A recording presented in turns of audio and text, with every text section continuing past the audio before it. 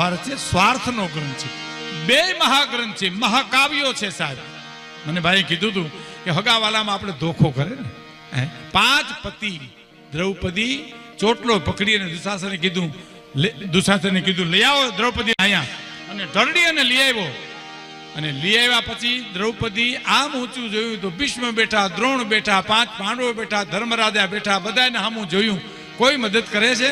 કોઈએ મદદ ન કરી. પછી દ્રૌપદી બોલ્યા છે કે શું બેઠા હવે તમે, હું તો શરમાઉં છું. સાંભળજો સાહેબ, શું બેઠા હવે તમે, હું તો શરમાઉં છું. થાંભલા આભના એની પુત્ર વધુ થાઉં છું. અધર્મની સભામાં બહુ અકળાઉં છું. 5 ધાર્યા પછી હવે પસ્તાઉં છું. પાંડવો પાપડો ઢાળી અને પરખશે, આમથી તેમી ઢરડશે. પાંડવો પાપડો ઢાળી અને પરખશે. ખબર નહોતી મને કે આવા નમાલા નીવડશે સાહેબ.